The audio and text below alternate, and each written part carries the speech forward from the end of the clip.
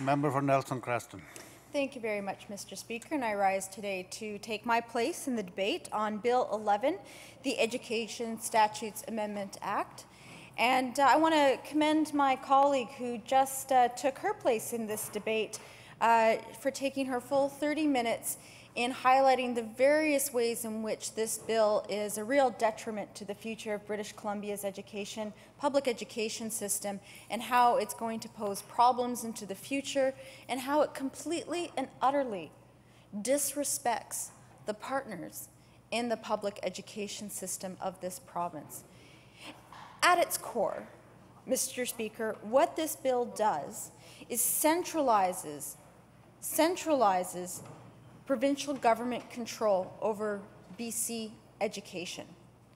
It removes control out of the hands of duly elected school boards, out of the hands of the teachers who are in the classrooms every day with the children of this province. It takes their responsibilities, it takes their ability to do their jobs to the fullest extent of the parameters in which they are supposed to be working. It takes that away from them and puts it in the hands of the minister. And the Minister of Education, regardless of which party is in government, the Minister of Education is appointed to that position. Yes, they are elected, just as every member of this House is, and as we are elected to represent our constituents. But the Minister of the day does not have that direct daily relationship that teachers have with their students, that parent advisory councils have with their children and have with the teachers, and that school trustees have with their communities. And that is a worry, Honourable Speaker. That is a worry for, I think, every person who believes in public education. We need to ensure that the democratic principles are in place to guide our public education system.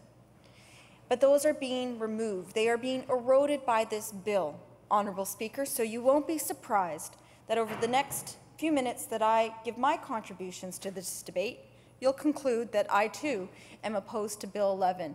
It's bad legislation, Honourable Speaker.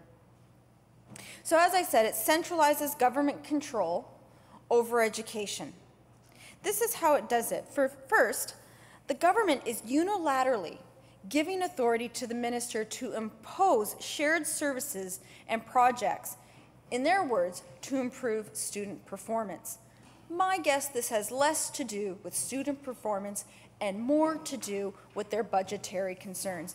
And nothing shows that more, Honourable Speaker, than the fact that there is a budget cut in the 2016 budget to the Ministry of Education, saying to school districts, through shared services, you'll be able to spend $29 million less this year, $25 million less next year.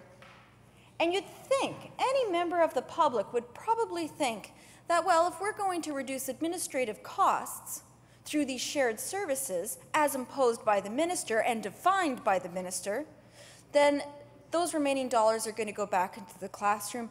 Mr. Speaker, I'm sad to let British Columbians know that that's not the Liberals' plan.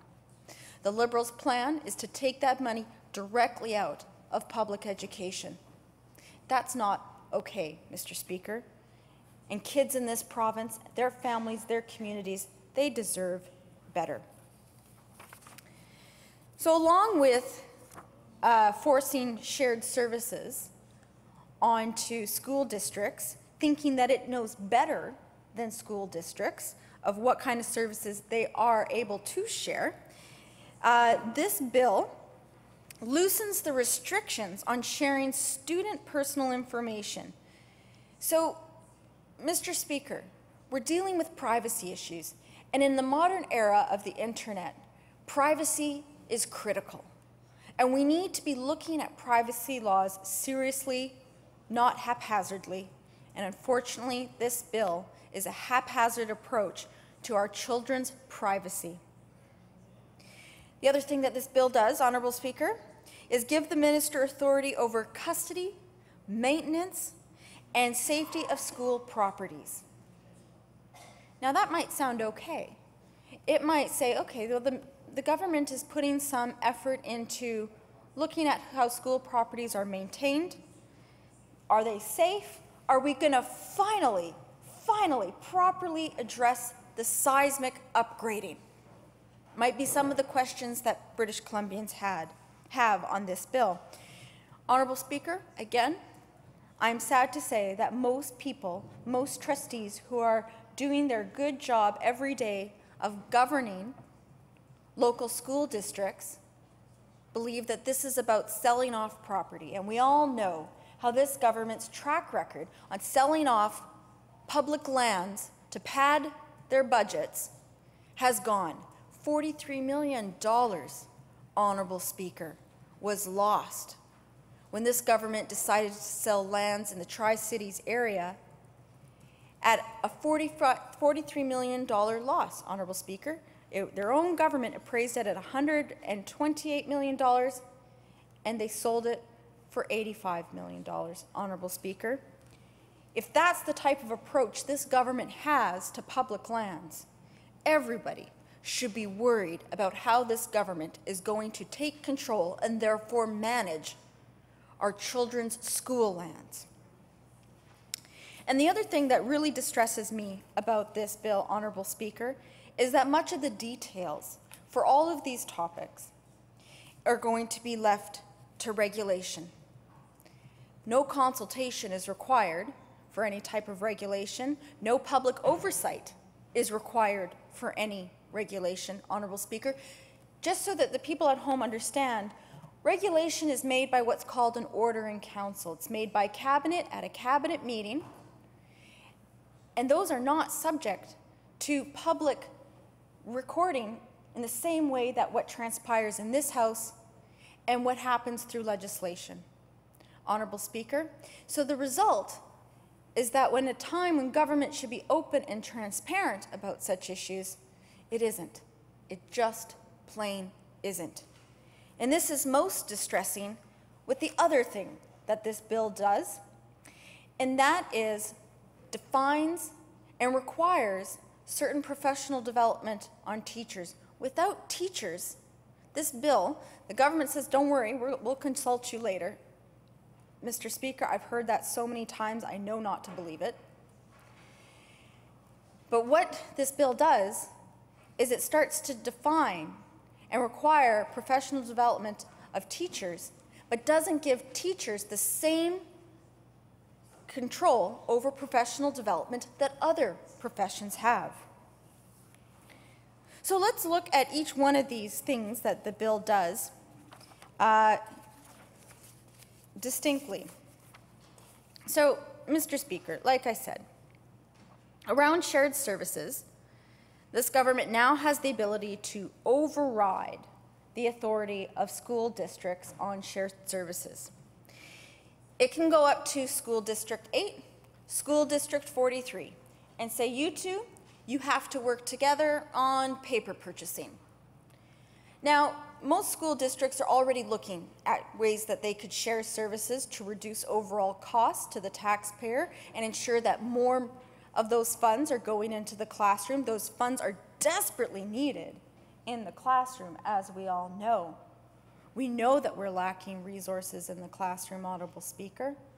We know that we have too many children with special needs who are not getting the supports that they need so they can reach their full potential, that teachers are overstretched with oversized classrooms. We know all of this to be true, and this government has consistently been dragging its feet to address that. In fact, fighting its right in court to ignore the issue. Taking time to go to court to ignore the needs of children is abhorrent. It is absolutely abhorrent, but that's what this government does. And now, rather than acknowledge the work that school districts have been doing to share services, to find savings so we can put money back in the classroom, the minister is saying, I know what's best. Very paternalistic here, Honourable Speaker. The minister insists that they know what's best. But this flies in the face of the agreement that this government has with school districts, the agreement for co-governance, an agreement based on respect, an agreement that is supposed to see the provincial government and our elected officials around school district tables working together. That is going to come, that is being severed by this bill, Honourable Speaker. And as I said, they want to force school districts to work together. There's a lot of things to consider. For example, Honourable Speaker, when you're forcing school districts to work together, a smaller school district might be subsumed or become subordinate to a larger school district. There's a lot to consider. Is the minister going to consider that? Can we trust this minister to consider that? I don't think so, Honourable Speaker. And if you want to have an example of where the Liberals have absolutely failed on trying to impose a shared service onto school districts, you need to look no further than BC ESIS, which was a computer system meant for school districts across the province to be able to use to maintain their students' data, marks, how they behaved in class, how they were performing in class, were they improving, was something going on that caused them to meet a challenge unsuccessfully, so on and so forth, Honourable Speaker. Well, in 2010, not too long ago, just 5 years ago, BC ESIS drew considerable media attention for its slowness and its difficulty in filling out forms, its shutouts. Teachers were just being hampered to do the job that they're supposed to do, which is look after the education of our children because of this computer system. $80 million was spent. And finally, a year later, after all the problems came to light in 2010, the Ministry of Education had to admit that it had just wasted $80 million of taxpayers' money on a failed computer system that they were trying to get every school district to use under a shared services approach. Mr. Speaker, the Ministry of Education in 2011 scrapped BC ESIS because it was such a colossal failure. That's the last time they tried to force a shared service onto school districts. I'd hate to see what the future looks like if this bill goes forward, Honourable Speaker.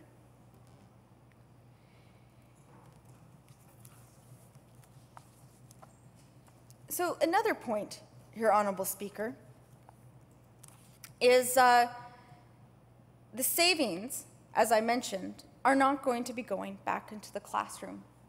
The savings that would be happening for many of these shared services have already been budgeted for, apparently, in the budget with a cut to the Ministry of Education, and they're not going back into the classroom. That money should be staying with the Ministry of Education. Honourable Speaker, that money should be going directly back into the classroom where this province needs it most. This province doesn't need this government giving endless amounts of dollars, it seems, every single year to Jumbo, which is a fake town that serves absolutely no one. This government has wasted incredible amounts of money, whether it's cost overruns from the Northwest Transmission Line to BC Place. This public doesn't need this government wasting money on the integrated case management system, $182 million wasted. Honourable Speaker, and more to come on this computer system, I might add, or $72 million wasted on a wasted health computer system. That's not what people need. They need money going into the classrooms. That's what our future of our province needs, Honourable Speaker. But instead of putting any savings from shared services into that, it's going into the void of general revenue, maybe ultimately to be funneled over to Jumbo, that fake town of no one, Honourable Speaker. That is atrocious. That is atrocious that we are not seeing that money returned to the classroom for things like teachers' assistants or educational assistants, for things like for increasing the number of teachers so we don't have oversized classrooms. Honourable Speaker, there's an idea. Or how about something as simple as updating our textbooks? I remember I was going through Facebook not too long ago, going through my news feed, and an upset mom posted a photo of her child's history and geography textbook. The Soviet Union was there, Honorable Speaker, and that was the most contemporary textbook that that class had for geography. The Soviet Union, Honorable Speaker. I'll just remind some of the members of this House that the Soviet Union fell in 1991. I was 12. And so it was a while ago, Honorable Speaker. So the other thing that is very concerning in all of this, Honorable Speaker, is the professional development side of things for teachers. Now, teachers regularly do professional development, updating their knowledge, updating their best practices for being at the front of the classroom, for helping BC's children. They regularly do this. It's what makes them good teachers, and they know that. Just like every other profession, they are doing professional development. Doctors do professional development, nurses do professional development. Almost every other profession who does professional development to upgrade, increase, and stay contemporary with modern technologies and modern practices, they self-regulate and they define what needs to be done. And this government is generally, they've been okay with that. In fact, they're quite fine with it, Honorable Speaker, and you don't see them trying to mandate professional development standards on doctors, but you see them doing this on teachers. Why is that, Honorable Speaker? It's because this government has a very particular disdain for the teachers of this province. And there is ample evidence to show that, Honorable Speaker. We need to only look at the fact that every single contract that this government has signed with teachers has been preceded by some kind of labor dispute simply because this government refused to go to the table in good faith, Honorable Speaker, and bargain in good faith, bargain respectfully. Mr. Speaker, this has happened time and time again, and we should be concerned when this government thinks that it knows better than teachers and school districts and parent advisory councils of what's needed in the classroom. That is awful, Honorable Speaker, and I don't think at the end of the day that this is going to be serving our students well.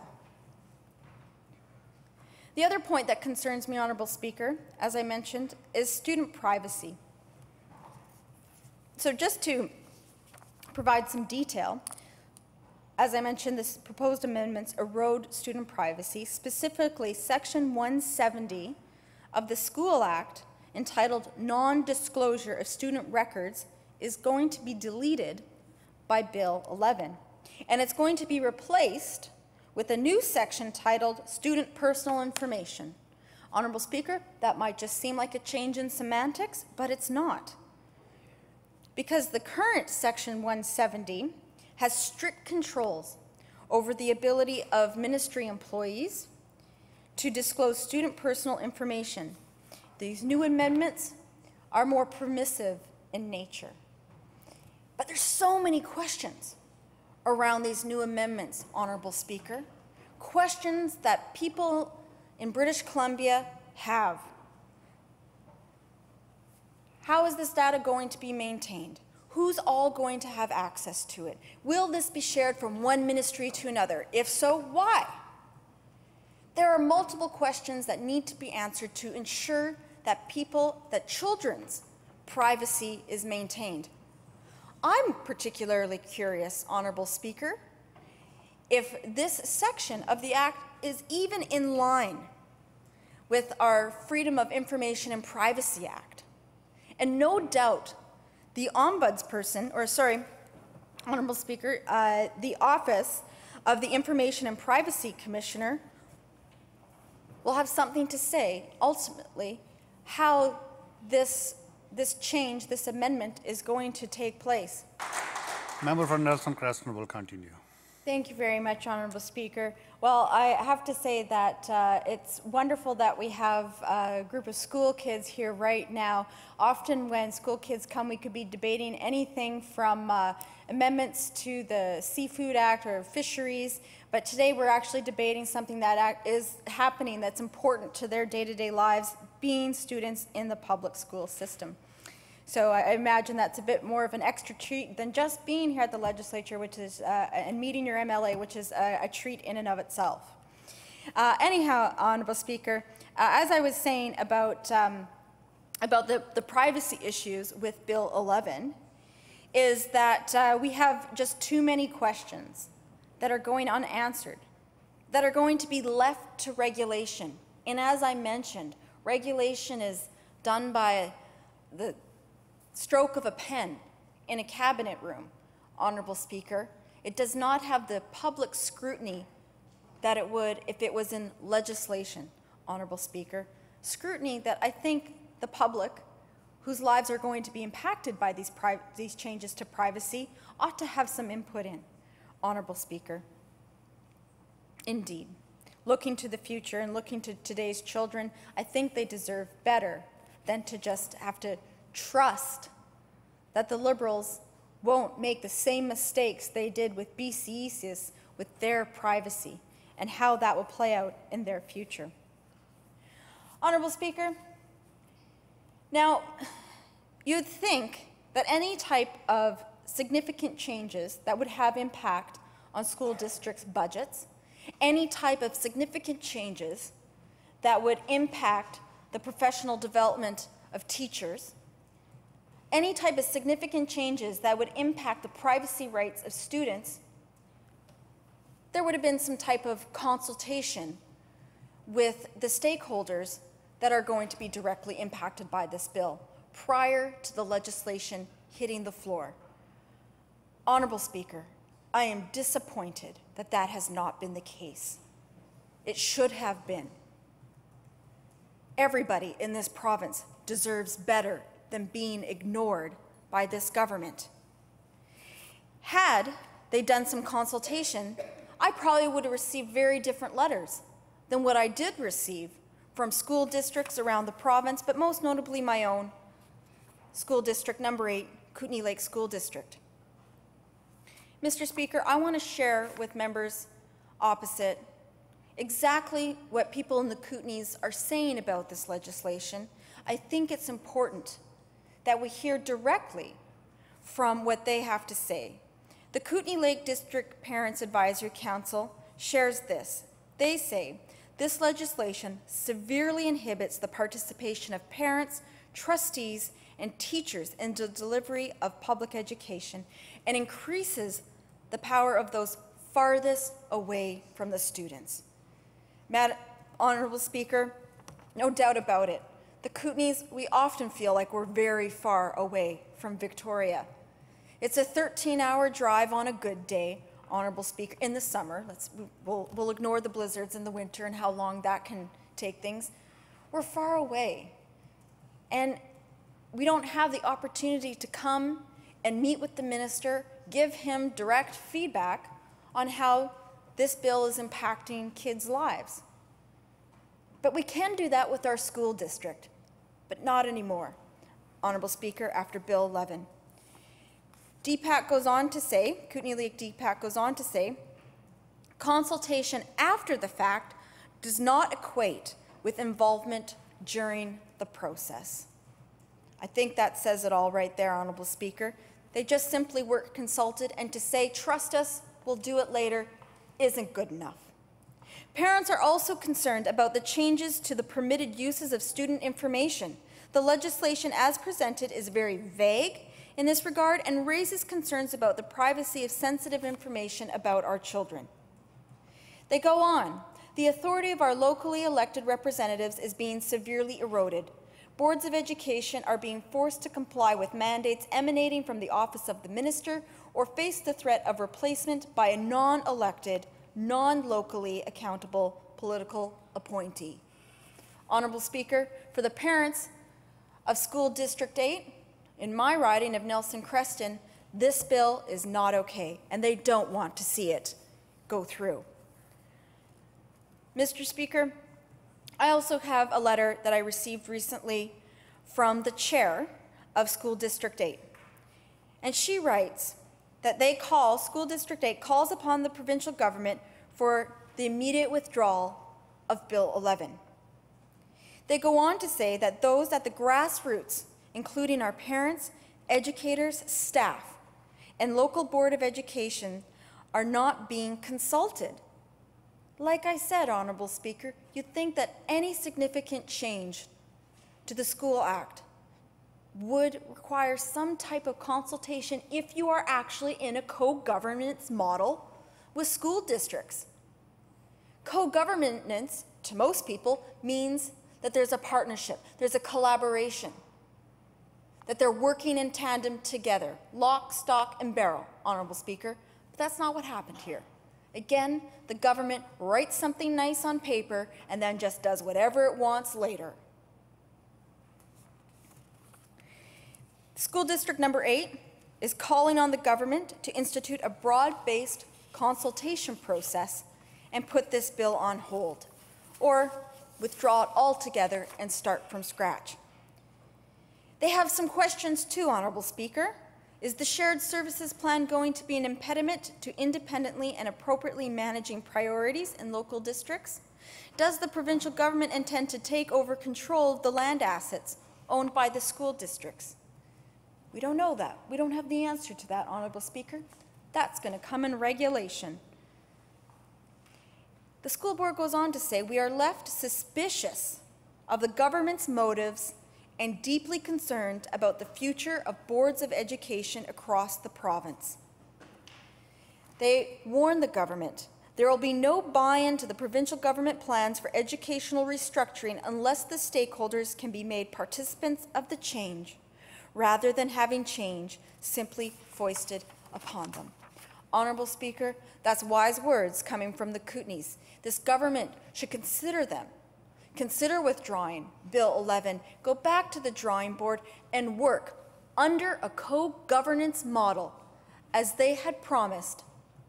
School districts, work with them to make any type of changes going into the future.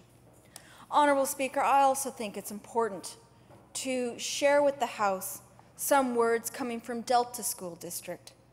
I know that the member from Delta South will likely be speaking to this, but I have been sad to see that so far, well into the debate, that the Liberals have discontinued putting up speakers and that the member for Delta North will not be able to share these comments. Mr. Speaker, Delta writes, we have been democratically elected to safeguard the resources of our district on behalf of our constituents.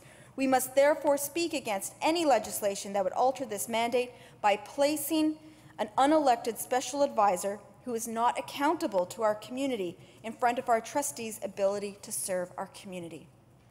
Delta School District, Kootenay Lake School District, they're just two of many school districts across the province who are speaking out against Bill 11. They are part of a growing group of people, a growing movement, Honourable Speaker, of school districts, of teachers, of parents' advisory councils who are saying this bill is not good for public education. This bill is not good for our students' future, and this bill is not good for our province. Honourable Speaker, British Columbians deserve better. They deserve a government who will work with them, who will listen to them, who will collaborate with them, and not ignore them when it is suddenly inconvenient for their budgetary concerns. Honourable Speaker, we need better governance. We need better legislation. British Columbians deserve that. Thank you.